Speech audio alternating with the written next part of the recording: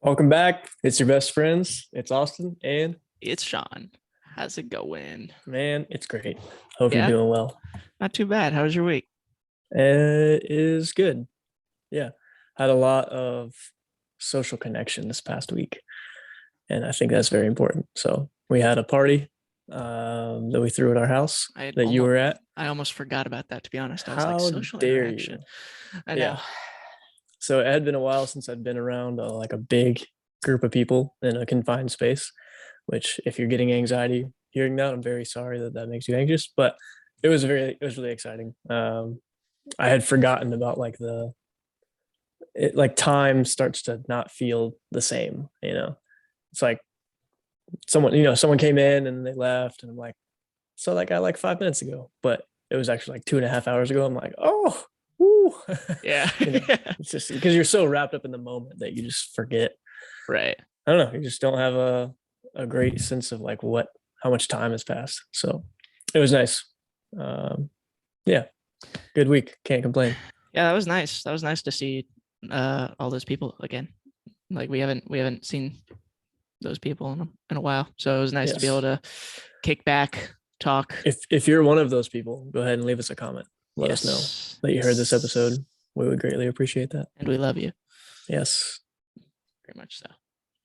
Well, that's good. Good to hear you're having a good Yeah. week. What about you, man? Pretty good. I mean, same in regards to the social aspect. Definitely seen a lot of people within the last like 5 days, which has been wonderful. Um, Besides that, just working. I had a new experience today. Um, I I mean, I've made it clear on the podcast I'm a software engineer and that I work remotely. And I decided to go into a co-working space today. Um, so I told you about it off podcast. Yeah. WeWork is the company. I mean, different cities and stuff have their own like co-working spaces and like companies and stuff that are local. But WeWork is like, I'm pretty sure international. And if it's not international, Yeah. it's definitely across the United States. It's at least in the Um, United States. Yeah. yeah. And it's like you have like two different ways that you can use it. You can do like a uh pay on demand, which is what I did today, and it's like $30 and you get access to this facility with Wi-Fi and free coffee and a kitchen, desk space, power, all that. And then there's the other way, which is a like membership, and it's I kind of compare it to like a gym. Like you can, like if I think you get like a membership to like a gold gym, you can go into like any gold gym in the United States or something like that. Yeah. Yeah. It's like that. You just get like access to all the facilities in the world. You pay like $300 a month or something like that. You can pretty much go wherever. Um, and Yeah, it was interesting. It reminded me how thankful I am that I'm working remotely because I forgot how horrible traffic is. Oh Because my God. Yeah. It's bad. the office that I was going to was like right in Uptown, and I was about to ask. Yeah. the time that like it opens up for the pay on demand, because the membership is 24/7 access. The pay on demand is like, it's a weird hours. It's like 8:30 to 5, which is like the worst as it comes to like commuting, and also not a full like work day with a like a hour lunch break if you consider like what the typical work day would be. Good point. So I don't know. That was weird. And so I was driving in at like 8:30 and hitting like the worst of traffic. And I was like, I'm glad I don't have to do this. And I'm probably not going to do it ever again while I'm like in the place that I'm currently living. Yeah. Yeah, the reason I wanted to try it was because I'm traveling in a couple months while I work, and I was trying to see like, what's the vibe like? Is it something that I'd want to do while I'm on the road? Because then that's like the dedicated place where I have the internet and a space to work. Um, Well, is it something you'd like to do when you're on the road? I think so. Yeah. The thing that sucked about it, the most I would say for like when you're paying on demand, is you don't get access to like private rooms. But I think if you get a membership, there's like a members only area that has like private rooms that you can go into. And I feel like um, it would be worth it to do like a month membership for the amount of time that I'm going to be traveling, because then I'll have access to stuff like that. But besides that, internet was fine. It didn't get too busy. I don't know what I mean, I'm sure the type of people that go into offices like that, they definitely don't go every day. So, yeah, it was nice. I didn't like the coffee. Yeah, I you will told me. admit. They had like Yeah, cold brew on tap and it did not taste good. And they had free like hot coffee too, and it didn't taste good. But yikes. it was free. Well, it wasn't free, Well, it but was not free, but yeah, um, complimentary, as they say. yeah. Uh, I wanted to ask you a question in relation to that. And I feel like it's possible we've talked about this before, but you're a teacher and your job is mostly done in person, but you do teach over the internet. Do you think you would want ideally like a remote only job? I mean, I guess you did a remote only for a little while too during COVID. Like I did it remote only, and I loved it. you loved it? Yeah. Okay. So I do worry that I'm probably most effective when I'm not remote. I'm probably most effective in person because I don't know. I'm not a psychologist. I probably wouldn't do a good job breaking down my own social interactions, but I know that I think a lot about the body position I put myself in when I'm talking to someone about something. And I don't want this to sound like sociopathic, but you know, I'm Yeah. very aware of like how my message is coming across. And it's much more powerful when I'm in person. And I feel like, I mean, you can correct me if I'm wrong, but I feel like I'm much more of an effective communicator in person because I have more tools at my disposal. And since what I do is, you know, ideally, most of what I do is being a communicator, I would want to do it as effectively as possible. That said, I'm not paid anymore by the government to teach children better. So there's really no, if we're talking like long term, there's really no motivation for that other than like the satisfaction you get from teaching a The better direct lesson. impact. But there are days where you're not going to want to teach a lesson. You know what I mean? So being able to have the motivation in terms of pay to be more effective at your job is very, very important. So anyway, I'm getting off on a whole thing, but to answer your question, yes, I would. Okay. I would enjoy it. Yeah, I was just curious because I agree with you that I think you're a very effective communicator in person. And I didn't know. I know you value time a lot too. And I know you Yes, I do. yeah. I just like sitting in the car on the way to and from that office today, I was just thinking about like I'm burning gas and time and it's so Yes, unnecessary it is for my unnecessary. work. And I didn't know if, yeah, that was something that it would be worth, you think it's worth it to like go through that to be in person, or if you think that you would, do just as well virtually and value it more. If we're talking about teaching, I think it should probably stay in person in terms of like large classes of people. Sure.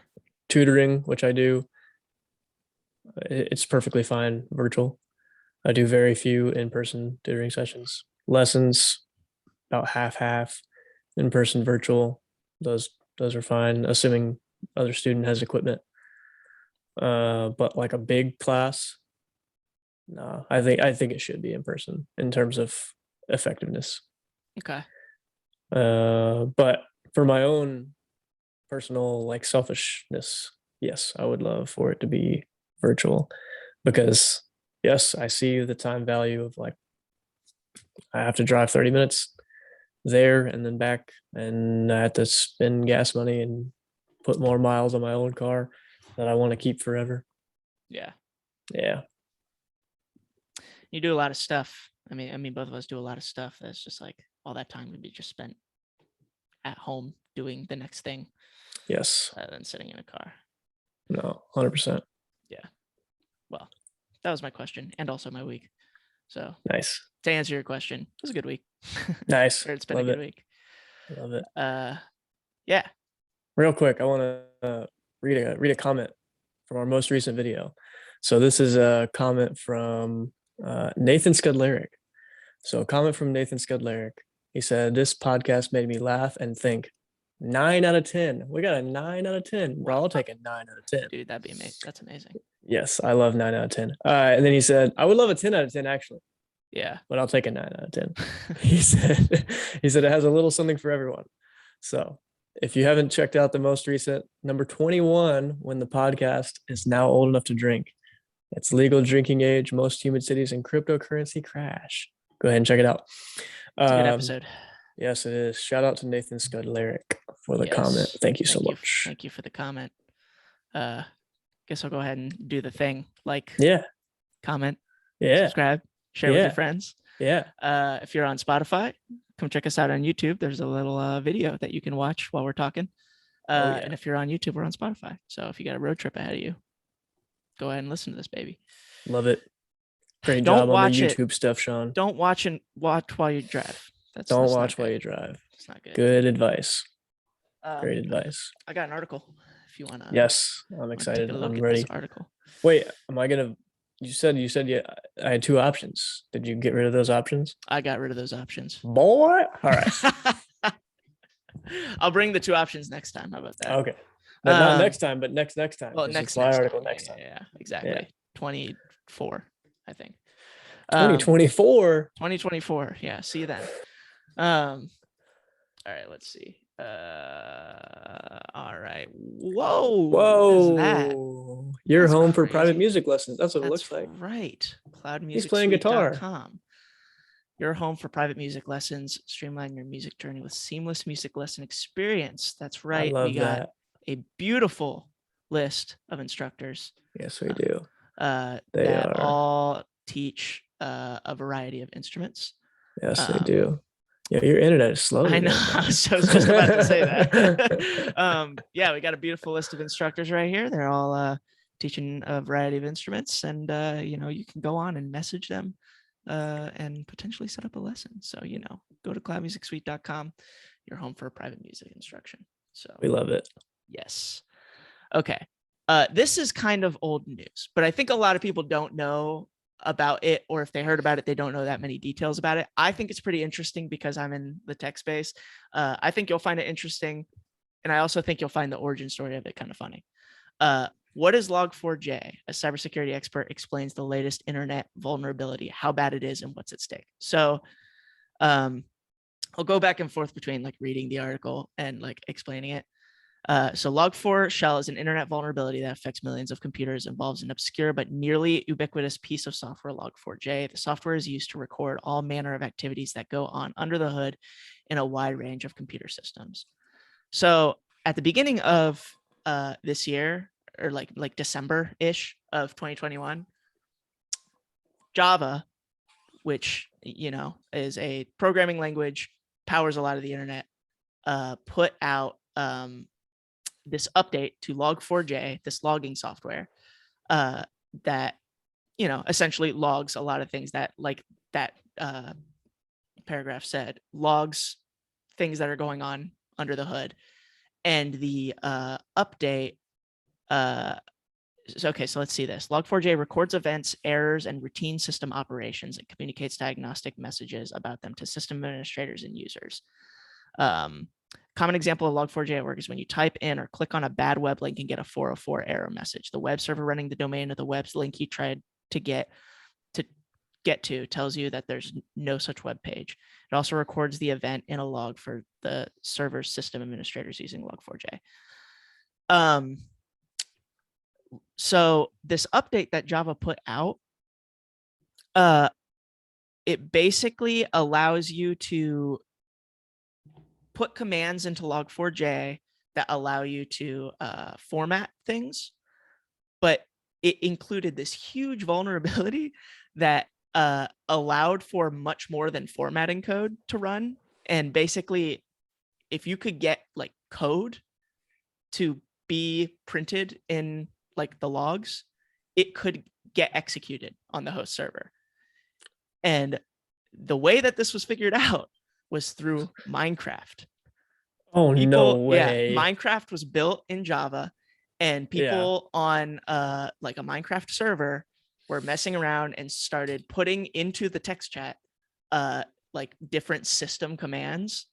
Uh, and log4j executed those commands and returned a Oh, reverse shell, which basically gave the Minecraft user full access to the web server system. Jesus Um, Christ. yeah, so that's how it was determined, and that's when the world exploded. Like, Oh, so like when I say like a lot of the internet is powered by Java, so many companies run if not all of their web services, part of their web services in Java. And when oh this was my put out, goodness.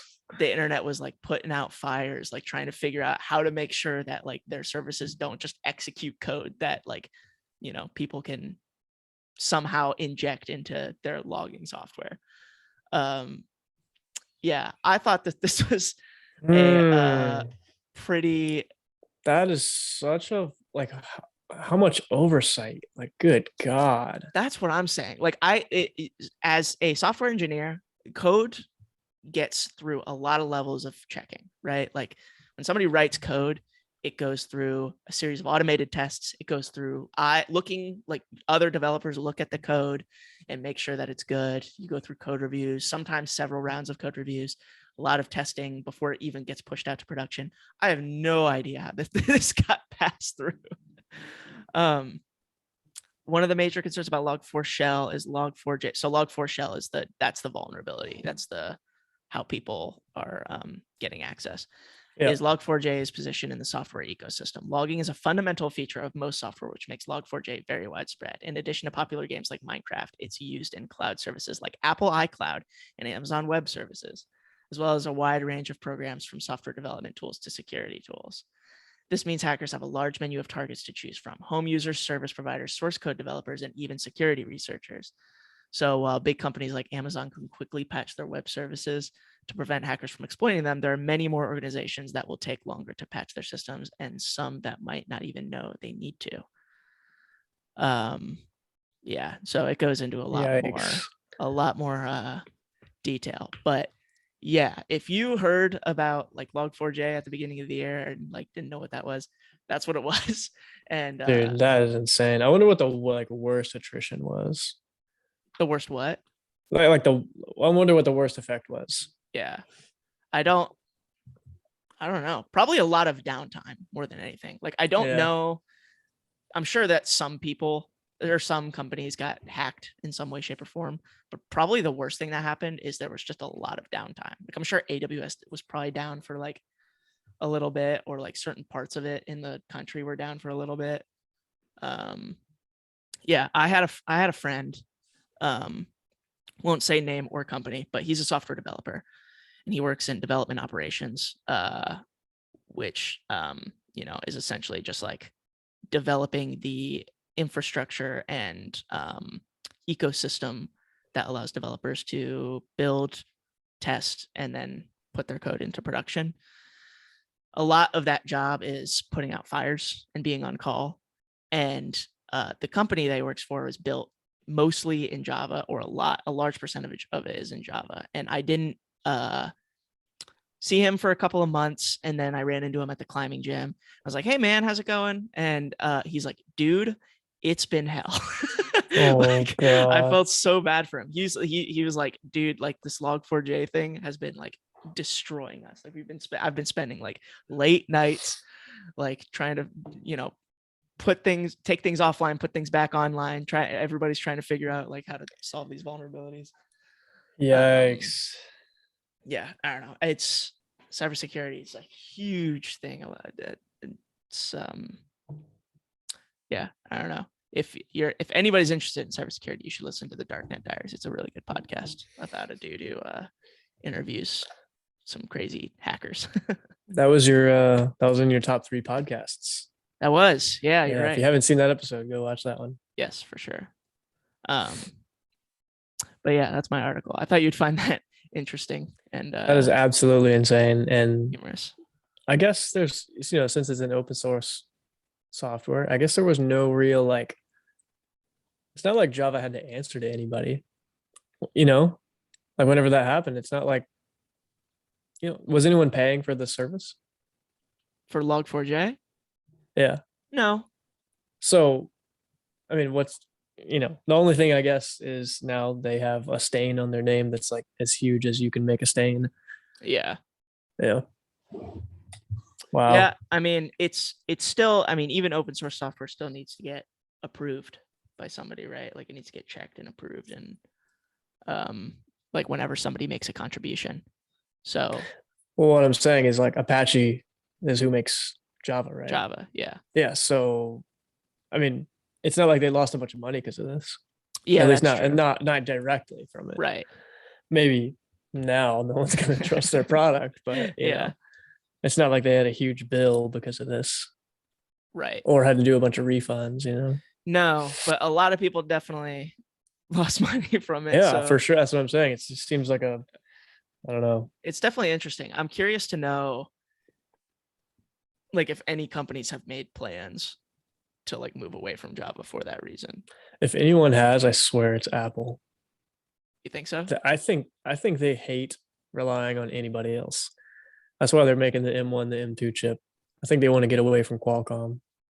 I think that's probably a good point. They have a very, very huge dedication to security too, Yes. which is like one of the things that I love about Apple.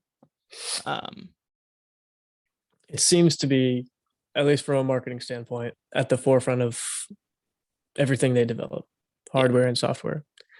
So I also think it's funny that Apple is seen as like a hardware only company. Definitely not a hardware only company. Not even close.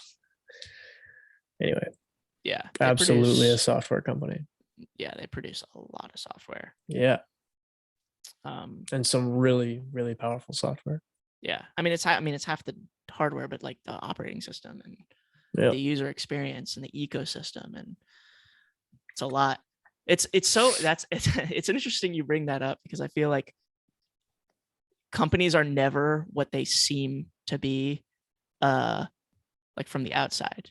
A good example of this is Tesla. Tesla's not a car company. They're a data company. They have so much data flowing through that company. It's true. So many cars on the street, just like, sending data to each other, to the Tesla servers being sold out. That's where they make the most of their money. I don't think it's from, their cars. At least over time. Yeah. Right. No, that's true. Very true. Yeah. Amazon too. Yeah. Amazon's another, like everyone thinks of Amazon as a big e-commerce player. Like, yes, the majority of the revenue comes from e-commerce still. But dude, AWS, holy God, that is a cash machine. They power so much of the internet. Like I think it's like 90% of the internet or something like that. Yep. It's crazy. I have another one in my head too. I'm just gonna say it. SoFi. Their main thing that everyone knows them for, if you know them, is like an all-in-one finance app. Great app if you're looking for a new app to bank with or to invest with. But they have a technology platform called Galileo, and they all, like, so many different credit cards are run on the Galileo network. So like you can make a credit card basically with all their backend infrastructure, like snap of the fingers. Wow. So yeah, it's crazy. And they have the connected account growth on those credit cards is just stupid ridiculous. And like, how would anyone ever know that they have that in their back pocket without looking at the financials? It's interesting. Yeah. Anyway, it's crazy. And Cloud Music Suite is it? No. Is actually we're a salon business. virtual salon. We cut metaverse hair. Oh no. That's probably going to be a thing. It probably already is. Yeah. It's just yeah. Anyway. On the topic of Apple and security, if I get a home device, it's probably going to be an Apple HomePod, because I've read a lot of research stories or research stories, research articles, published research articles on the like cybersecurity ramifications and vulnerabilities of like the Amazon Alexa, and it is troubling. Wow. Really? Oh yeah, it's give you just a small insight. Well, for one, I don't know if that I can't remember when this article was published, so I will say that it's something that maybe AWS has rectified. But at the time that this article was published and that I read it, AWS's process of taking third-party software, right? I could write software for an Amazon Alexa. The process to get that approved is like super quick. And once it's approved, you can make updates to the code base without having going to go through the approval process again. So essentially, I could build something that is sold as one thing and then completely 180 it into something else, and that could get put onto your Amazon Alexa. That's not good. No, it's not. And it's like a marketplace where you can get these Amazon Alexa apps that developers create. So that's one thing. Second thing is it's quite easy to trick an Amazon Alexa into like telling it commands without speaking words, like being able to use audio waves that are not like heard from the human ear, sending that to Amazon Alexa in a way that like the Alexa could actually like interpret that as words. Oh my God. Yeah. So Wow. yeah, I had Dude, an a Amazon whole Alexa. host of problems comes like every single time there's new software or just new technology, period. Just a whole wave of problems come with it. We were talking about that with excuse me, with self-driving recently. Yeah. Just God, there's so many like issues that need to be solved. Yeah, hammered out. Yeah. Anyway, ethically, legally. Yeah. Yeah. No, that's why I'd say I go with the Apple one, because it's like even to just get a Apple, like an iPhone app on the App Store is such a rigorous process. You have to go through a lot of like approvals. Yeah, I don't know. I feel like that's and they have just privacy on the mind. This is sort of related. Do you know about the Apple App Store, like the fees that they charge for being a developer? Just for having an app on the App Store, not for being a developer, but like if you take payments on your app that is sold that someone can download in the App Store.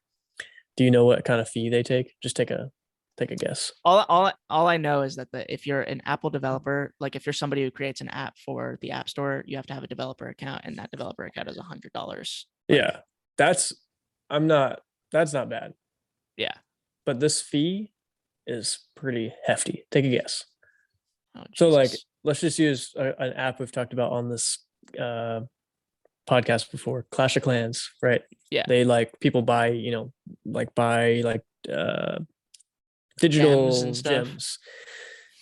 Every single time someone buys that, how much of that do you think Apple gets? Oh God. Like percentage wise? Yep. Oh, it's gonna be sad. Like 15-20%? Dude, you're right. 20%. Damn, that's a 20%. That is a fat fee, dude. Yeah, like some people like run their whole business on an Amazon App Store. On Apple App Store. Yeah. And I wonder if I just wonder, is Amazon the same way? I'm curious to know like the inner workings of the fees. We are definitely going to have to venture into that space and figure out all that stuff here in a little bit. But sure.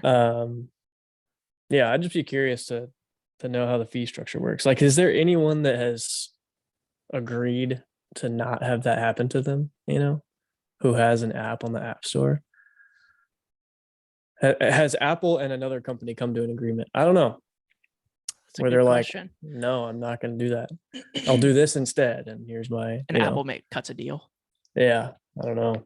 Apple doesn't seem like the deal cutting type.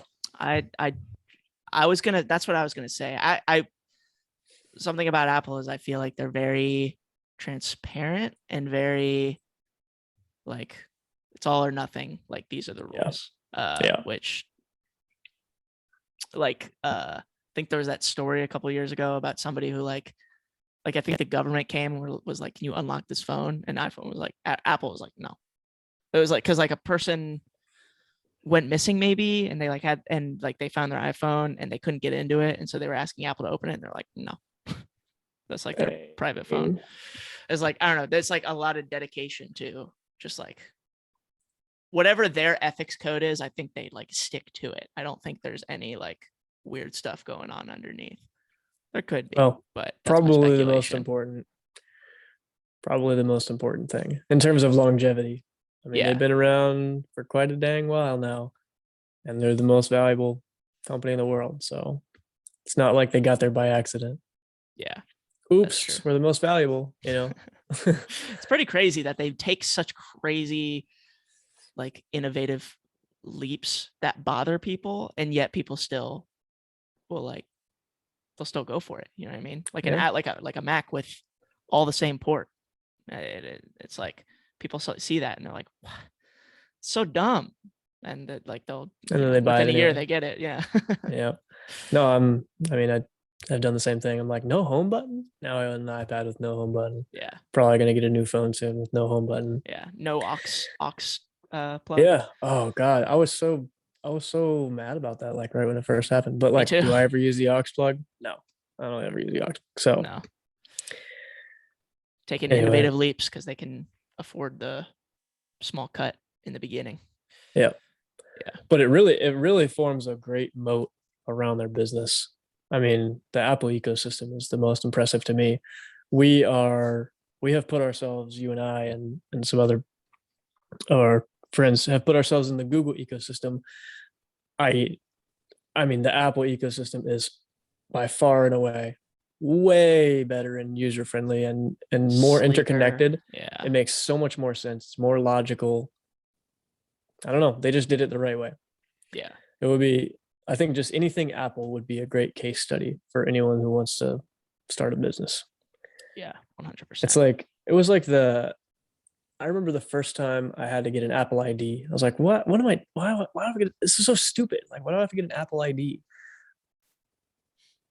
Now, dude, it all makes sense. Like everything is so perfectly connected, and I really like. I mean that. Like, I have the Apple Card. You just got the Apple Card. I did. That's something I we can did talk just get about. the That's Apple an Card. awesome card. Have you been able to like mess with the interface?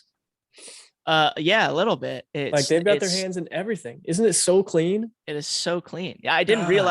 I didn't realize the capabilities of that wallet app until Yeah. I got the Apple Card. I was like, holy shit, like Awesome. this is Yeah. really involved. And they have like have you made a purchase yet?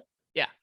Yeah. So did you see the cash back go into your Apple Cash Card? Yep. It's like the So next cool. day. It's like on a Yeah. It's like daily instant. basis. It's awesome, man. And they're like really, really transparent. Everything's super easy to read.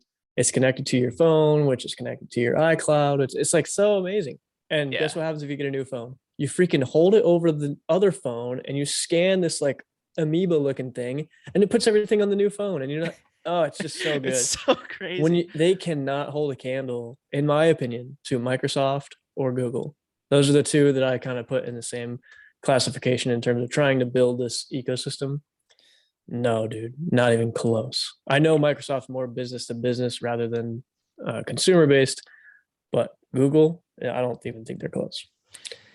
It's that's a hard problem to solve because like how much of it is, you know, the ecosystem, it's like the software ecosystem, and then how much of it is like the hardware coming into play too. You know what I mean? Like if you I had a have thought about that recently. a MacBook and an iPhone and an iPad, it's like that makes things much easier. And is Google fighting an uphill battle because they're trying to make things work on everything? I don't know. I mean, definitely the good hardware came first. So that's a good argument. I mean, Yeah. Apple made great hardware before they ventured into the software space. Right. So, or at least heavily. Yeah. They, of course, had their own operating system the whole time. But yeah, I think on the hardware side of things, you know how a bunch of schools, did you have a Chromebook when you were in school? I did. Yeah. Okay, I'm gonna age myself here. Whenever I was coming out of high school, it was like rumored, like, oh, all the freshmen coming up are all gonna get Chromebooks, like they're all gonna get laptops. And I was like, dude, what? That's crazy. In retrospect, I'm so glad I did not get a laptop. I would have absolutely, I already didn't like high school. I would have detested high school if we had Chromebooks all the time. Because I know that some teacher would be like, all right, it's WebQuest day because they don't want to teach. And then I'd be Yeah, like, no, dude, I am not doing this WebQuest. Not a chance. Anyway, the Chromebooks are very, very bad. Like they're very bad. they're not. They're extremely not user friendly. Like they're so clunky. Like like the literal hardware itself is just poor quality. Like it Feels breaks. cheaply made. Yeah, It's not. It doesn't feel cheaply made for no reason. It feels cheaply made because it's cheaply made. she's cheaply made. Yeah, It's just not great. I don't want to say it's trash, but like has a really short lifespan. And like even the chargers, like the chargers aren't even good. I don't know, man. Like everything about it is janky and wonky, doesn't work great. Every single day, a child has an issue with the Chromebook in every single block. I don't even use them every day. yeah, We don't even use them every day, but every day we do use them, they freaking break. Anyway, I think that what they were trying to do, Google at least, they were like, all right, guys, genius plan. We're going to get these government contracts with all these school systems, and we're going to kind of get these people wrapped up into the Google ecosystem, and then they're going to be so familiar with the Google ecosystem that they just, yeah, it's not even a choice. Going to Apple's not even a choice. Going to Microsoft's not even a choice, and they're going to be stuck with the Google ecosystem. I think it has absolutely backfired on them yes. because of the hardware. I hear kids say all the time, Chromebooks are trash, Google sucks. Like, it's so funny to me. And then meanwhile, every single kid, at least I teach at a relatively, well off school, every single kid has a freaking iPhone. Yeah, And they're like, you don't ever hear them saying, I hate my AirPods. They're that's like, true. these things are sick. I love Yeah, my iPhone. It's awesome. yeah. I it's a shame Macs are so expensive because that would be so nice to have in Oh my gosh, school. that'd be great. Um, yeah, I don't know. I always thought it was weird. It felt like school gave us a Game Boy when we got a Chromebook. Like it was just like it was clunky. You had to be connected to the internet to use it, and connecting to the internet was not an easy task on a Chromebook for whatever reason. It just it just felt like such a pain. Um, yeah, I don't know. I definitely hated using the Chromebook, and it was like you got this laptop that you can connect to the internet, and you had need to connect to the internet to use, and it was like pretty much just to use, Google Drive and Google Sheets, and it's just like the interesting thing about Microsoft's ecosystem, Hmm. they do a good job of making software that is cross-platform, in my opinion. Like I like Outlook. I don't love Teams. Teams isn't great. But No, like I'm not a their huge fan of suite Teams. of like Office, and like word processing and Excel and stuff like that, all that software is very good in my opinion. And now that it works on like OneDrive and stuff like that, I see the appeal.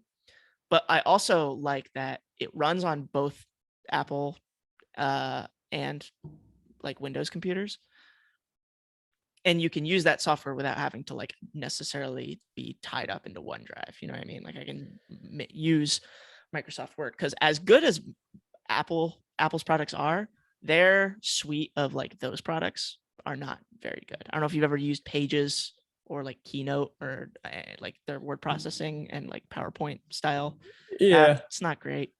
I don't think it's the Kind of hard to best. use. I think those type of Office, which is what Microsoft calls them, those Office apps are much better from Microsoft. But I think what has really benefited Microsoft is how sticky it is. Like if you are a Word kind of guy, I don't want to say it's a complex thing, but like if when you're young, when you're first learning how to use Word, that's like the first time you kind of are navigating a program that has like a lot of commands and like a lot of options. So like you start to learn it. Why would you ever want to move to something else? Number one. And number two, from a consumer standpoint, man, that yearly billing that they do, or even like, however many years subscription, it's genius. It's genius because then they lock you in for X amount of time for this thing that you bought because you definitely needed it. You don't just buy the Office suite because you don't need it. So now you have all your documents on this. You don't want to port them over to something else. So what are you going to do? You're going to re up your subscription. I think the subscription model was like Microsoft was like number one. Like they were the first one that was really able to churn out like subscription revenue. And now everything's a subscription. Adobe was next. I feel like Oh they my they God, used to. Adobe, they still do that. They're amazing at that. Yeah. Well, so they used to drop like all their products on like a yearly basis. Adobe Premiere Pro 2012, Adobe Premiere Pro 2013, Adobe Photoshop 2013. It would come out in these yearly like discs that you would have to buy, or even if you just got the software, it was just like you buy a license for it and then you download it. Now they don't do that at all. It's just Adobe Photoshop, Adobe Premiere, and you pay for a subscription to whatever products or the suite of products, and it just It's updates genius. automatically, and it's so smart. It's genius. But the thing with subscriptions is you really have to have a lot of value wrapped up in that. Like the true dollar value has to be so much higher perceived than the sticker price. Because I'll mention a company that I didn't think I got a lot of value out of the sticker price. Can you take a guess what it is? It's related to us. Oh, Subscription. LegalZoom. LegalZoom. So LegalZoom, they help you stay compliant basically as a business. They can help you with like articles of incorporation, making sure that you're able to file on time, etc. But the value proposition got me, and I was like, yes, it'd be nice to have basically this, a third party in our corner to help us stay compliant with all these deadlines. I got actually zero value, actually none, like nothing. I didn't get any assistance after the initial incorporating the company. So yeah, I don't know, man. There's got to be like huge follow up or like an insane amount of value wrapped up in whatever you're actually subscribing to, or else it's going to be a flash in the pan. Yes, you get that however much the subscription costs for 1 year. Let's say it's 250. Okay, you get that 250 one time, but then 10 months down, they realize they've gotten $0 of value out of it. Hasn't made their life easier a single lick, not one bit. They're just going to cancel it the next year. So anyway, Yeah, I agree. subscription models, man. I think they can make a company look great for a year or two because they, ran a huge marketing campaign and they get a bunch of customers. And then the next year it's like, oh, look at that. Now it's a trash company. Not saying LegalZoom's trash. I just personally didn't enjoy my experience. Sure. It depends on the value that they're offering. Yeah, they did a great job at the beginning with all the, making sure stuff was filed. It took a really long time, but they did what we paid them to do. But then the subscription stuff, not so much. Yeah. I'm sure there are some use cases to where it would be useful, but that's one of those things that's just like, it's so, I don't know. I feel like you have to need it and see it coming for it to actually be helpful. True. Versus like having like a software that you use every day. You know what I mean? Like if I'm a Adobe Suite user, I'm probably somebody who edits photos for a living. You know what I mean? Yeah, true. Or produces film or something. But here's a question I got for you. How often do you think? No, I want to frame this the right way.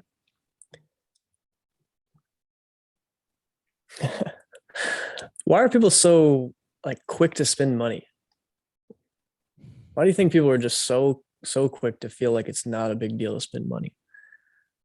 We've talked before on the show about I don't love spending money unless I can definitely see like the clear value it brings to me. I'm extremely okay with spending money on groceries. I can see exactly what value it brings to me. I'm totally cool with spending money on, making sure I have a house that's beautiful and looks great because I see the clear value to me. I'm totally okay with spending money on my kitty cat to make sure she's healthy and happy.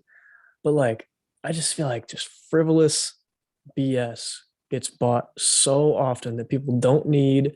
They might not even want it. It just like got them. And now I don't know. Just these quick impulse purchases are so weird to me. I think it's I think part of it can be attributed to just like 2022, like now, like over the past 10 years, like what purchasing has meant and like how people purchase. Because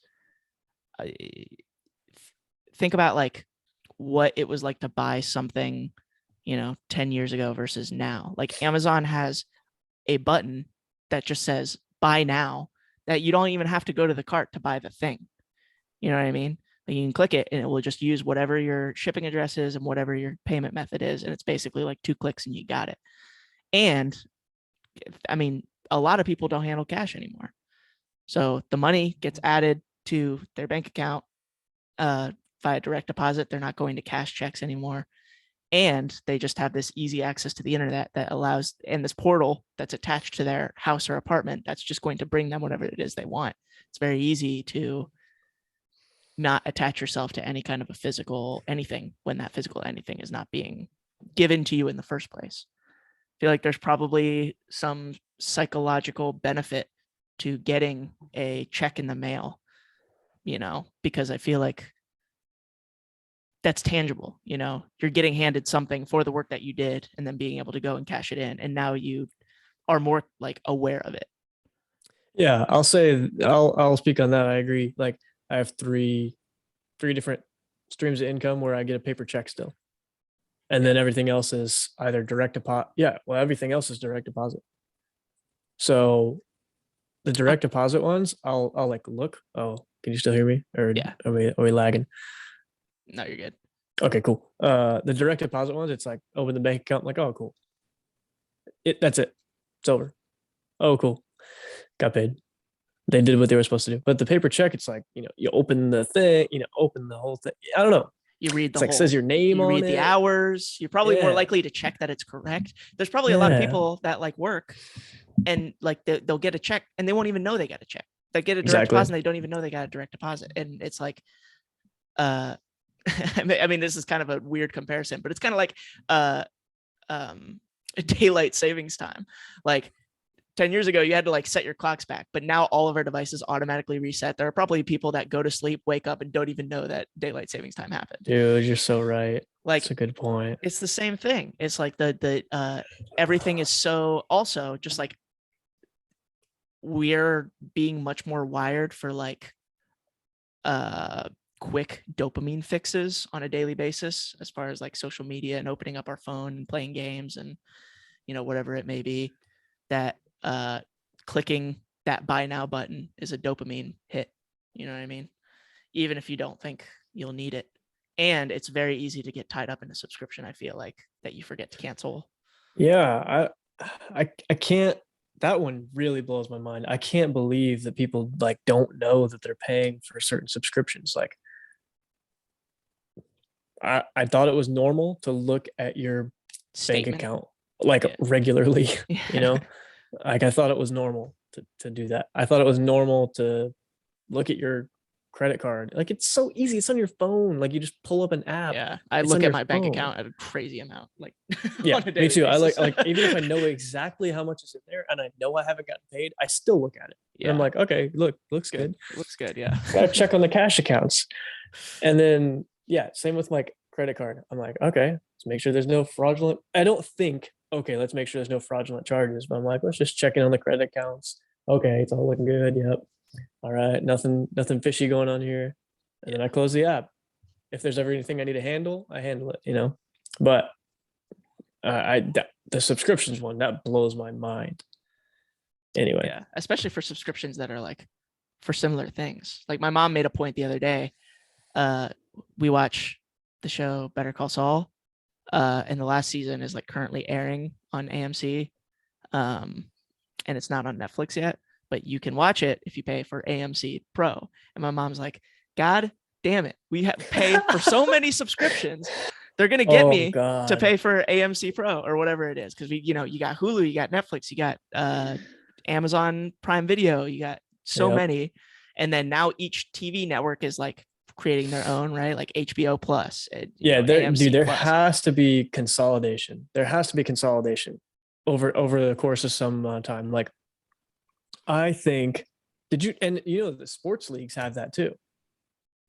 Yeah, that too. Yeah, like NBA. It What started is it out with called? like you could just get like ESPN Plus, but now it's like you got Yeah, but now it's like NBA, you NBA got app, like the NBA app. You UFC. can, Yeah. yeah. Oh my God. So you could literally spend easily. You could easily spend your whole paycheck on a freaking month subscriptions for all these things. Yeah. Like easily. That is troublesome. Number one. Number two, that is not sustainable. Like there's just it's so crowded. Disney Plus. We didn't even mention Disney Disney Plus. Plus. Yeah, that's true. I'm sure there's other ones. Like what is it? Is it Peacock? Yeah, Does that that's the cost money? newer one, Yeah, I I think. can't remember. Yeah. But anyway, there's so many subscriptions, and they're all so similar. Yeah. This is It's yeah, I don't know. There's got to be consolidation. Like Hulu has got to just become the live sports player, in my opinion. Like they just need to talk to the NBA, figure out a situation where you know Hulu has NBA, has this, has that, as they can watch all the NBA games.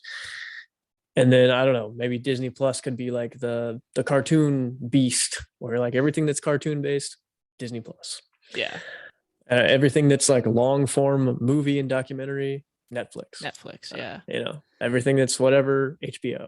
It's very interesting because it started out that way, like to a particular extent. But then money in these companies started going more towards their own production. And then companies started to take So off. interesting. Like Netflix used to be, well, actually they started out as like you get DVDs to your house. I remember you send that. we were some of the OG Netflixers, my parents Yeah. were at least. Yeah. Yeah, Same. dude, you get it, yeah, and then you send it back in this little slip envelope. It's Yep. so cool. And you could only have one at a time. So once you were Yes. done, you put it back in the mail and then send it, and then you got whatever was next on your queue. It was awesome. It's sick. And then they Yep. started to have the option for both instant versus that. And it was like you got some TV shows, you got some movies, but then they started producing their own stuff. And Yeah. then you had Hulu enter the game, and they started making deals with the shows that were on Netflix, so they switched over to Hulu. Dude, did you know that started their Hulu own was producing. completely free for a long time? Did you know that? I did not know that. Really? Yeah, so I remember this was when one of my brothers lived in Greensboro. So this has been a while ago, just putting it in perspective in my own head. Yeah. He had an Apple TV, which was like pretty new. I was like, dude, Apple TV, that's crazy. It's got like this sleek remote. That's so interesting. I was like, Apple what can TV you do? has their own subscription service too. Oh God. Yeah, I believe it. Yeah, so he had Apple TV and he was like, yeah, have you heard of Hulu? It's like free. Like I don't use Netflix anymore. I was like, I think I was like high school. I was like, dude, you're gonna have to pay at some point. Come on. Yeah. And he was like, no, man, they just run ads. Like it's free. It's just like TV. And I was like, no, not sustainable. Look at it now. Hulu is extremely expensive. Like they have some packages that go up to like cable TV type, $200 a month. Yeah, I mean that's okay. My parents don't pay that much, but they pay for the live TV. Maybe I'm wrong. Maybe I'm wrong, and it's not that much. But well, there's different things, right? Like Hulu, I think at its base level you get access to everything, but you have to have ads. And then there's like an ad-free version to where you can watch everything, but you don't have to worry about ads. And that's a little bit more. Oh, dude, YouTube TV. YouTube TV. Speaking of that's ads, another one. That's another subscription. Yeah. And they're producing their own stuff too. Yeah, I don't know. I don't, especially with these networks that like AMC and HBO, just like having their own thing. Like we can't all do that. They can't all do that and have that work out. Like if we fast forward 10 years, like who's going to stick around? It's got to be the company that has other infrastructure behind it, right? It can't just, I don't know anything about ABC. Like if someone else owns it, I don't know if they have a parent company, but I know for a fact they're not nearly as cash strapped or, cash loaded as Apple. They're not nearly as cash loaded as Netflix. They're not nearly as cash loaded as Google, which owns YouTube. So it seems like those guys are going to be the huge players, and then everyone else is just going to get acquired or kind of pushed out. Yeah. It's crazy. To bring it back, I think that is one of the many things that people will just willingly spend their money on, like without putting much thought into it. Because if my show, if somebody's show is on Netflix and then suddenly it's not, and a new season came out and it's on Hulu, it's like, well, now I'm going to start paying for Hulu because I have other shows on Netflix, and now I'm watching shows on Hulu and Netflix, and then it just gets out of hand. And I feel like a monk sometimes. I feel like a monk. Just the lack of all the Just things. like, yeah, like hearing, yeah. Like I watch things, but I'm not an avid watcher of really anything. Sure. I consume things, but I'm not an avid consumer of really anything. And like, I don't know, with like money, when I talk about money and my opinions on it, it is never like, oh yeah, I 100% agree with you. It's like, oh, I hadn't thought of it that way. Like, what? Sure you had. There's more dollars. That's the way I like to think. I don't There's know. more dollars. If Put that on a pillow. you do it this way, there's more dollars. I like it. Oh man. Yeah. Last money thought I have is that I get really uh worried about like small businesses. Like I think small business creation is extremely important for the health of a country. And since we're in the US, I'll just talk about the US. Small business creation is vital for the future of America. But good God, companies are so willing to just throw money down the drain for so many things they don't need. Like, why don't you just try to run this thing as lean as possible? Why why are we waiting to become profitable? I even get frustrated like in the stock market, even if it's a a smaller cap company that hasn't been around for that long, that doesn't have that crazy amount of revenue. Why are we not trying to become profitable sooner rather than later? Profits are a good thing. Like, why are we running losses? It just makes me so frustrated. And to scale, you don't always need to go into the hole. You don't Yeah. always need to have a crazy amount of debt and have losses every single quarter in order to scale a business. Like, run it lean. That's going to be better for the US economy, I promise. It's definitely going to be better It's gonna be for better for your business. definitely better for your business. Flat out, not even a question. Like it to have the problem of we have no cash versus have the problem of we have so much cash we don't know what to do with, what would you rather have? Definitely the latter. You know what I'm saying? It's like not even close. It's not Yeah. even close. Mo Yeah. money, mo problems, like Biggie Smalls says. Yeah. Yeah, great, bring them on. Yeah. You know what else is mo problems? No money, No mo money. problems. That's a lot more It's not problems. no It's money, no the problems. worst It's no problems. money, mo problems. Yeah. God So damn. yeah, it just stresses me out. Interesting that there's so many conflicting views on running businesses and running the finances of a business. I mean, True. there's definitely not one size fits all to every business because every business is different. But True. I mean, there's definitely people are easily convinced that they need to spend money on things Yeah, on an individual basis and from a business standpoint, more so than they need to. I agree. I agree. If you can't see I don't know. For me personally, if I can't see the clear value that I'm getting in return for the value, like, the cost, I'm just probably not going to engage in whatever that is. Yeah, for sure.